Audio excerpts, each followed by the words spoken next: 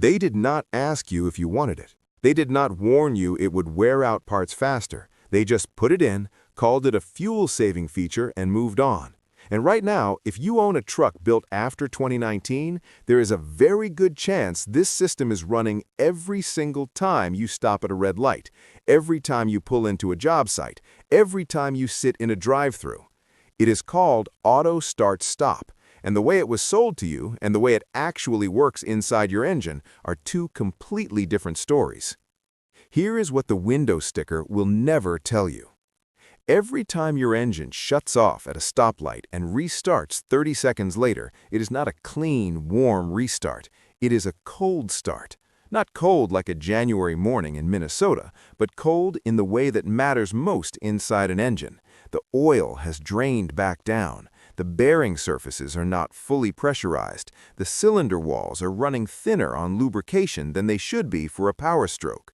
And when that starter motor fires the engine back up under partial lubrication, there is metal-on-metal contact happening inside your engine block. Not catastrophically, not all at once, but it is happening every single stop, every single day. The engineering term for it is boundary lubrication. It's the condition where the oil film between moving parts is too thin to fully separate the surfaces.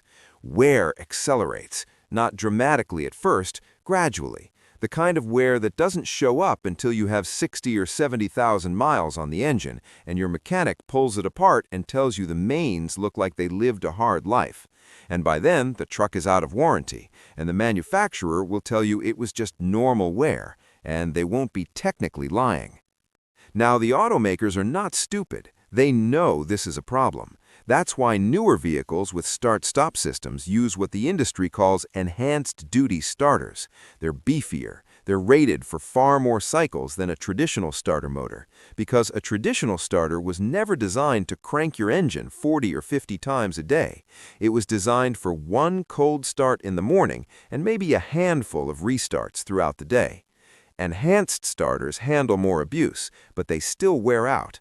And when they do, you're not paying $40 for a reman unit from the parts store. You're paying $300, $400, sometimes $500 for a starter that's deeply integrated into the engine management system, and on some platforms requires a dealer-level scan tool just to calibrate properly after installation.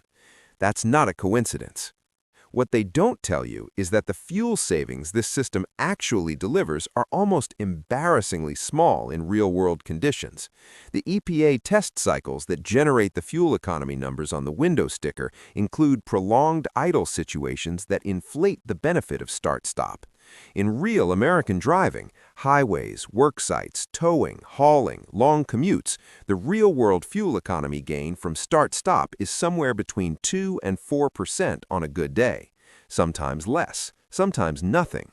But the wear on your starter, your battery, your flywheel ring gear, and yes, your engine bearings, that's real, and it's cumulative. They sold you long-term damage in exchange for a fuel economy number that looks better on paper. The battery situation alone should make you angry. Start-stop systems don't run on a conventional lead-acid battery. They require an AGM, absorbed glass mat battery, because a standard battery can't handle the rapid charge and discharge cycles that start-stop demands. A quality AGM battery for a full-size truck runs between $200 and $400. They typically last 3 to 5 years under start-stop conditions. And here's the detail that most owners don't find out until it's too late. If you replace that battery with a standard unit because the parts store is out of stock or because you're trying to save money, the start-stop system can behave erratically. The battery management module can throw codes, and in some cases, the system won't recognize the new battery at all without a scan tool reset. Some dealers charge a diagnostic fee just to register a new battery to the vehicle. You bought the truck, you replaced a battery, and they still found a way to make you pay. Mechanics know this. The guys working independent shops, the ones who aren't on the dealership clock and don't have a service manager breathing down their neck, they see the pattern. They see the starter failures on trucks that shouldn't have starter failures. They see the ring gear wear. They see the bearing surfaces on higher mileage engines that went through start-stop cycles for years. They're not writing white papers about it. They're just quietly telling their regular customers, find the button and turn it off every single time you get in the truck. Because yes, there is a button. On most trucks, there's a small button, usually near the climate controls or on the center console, with an A and a circle arrow symbol on it. You press it, it disables the system for that drive cycle. Then, the next time you start the truck, it comes back on. It resets itself every single time.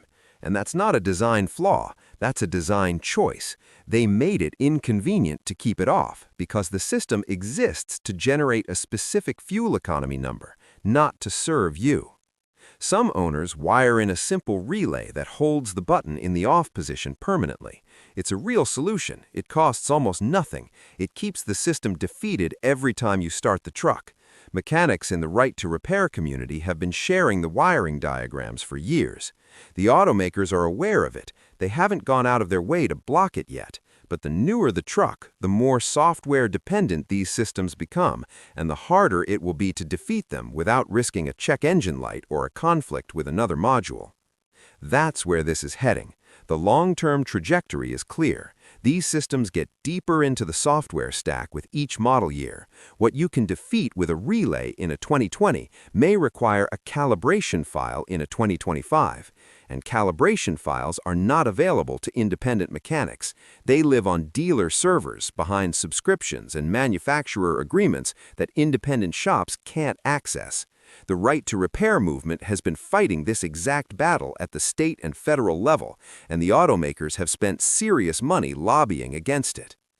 This is not about saving fuel. If it were about saving fuel, they would have made the system easy to permanently disable without consequences. They did not.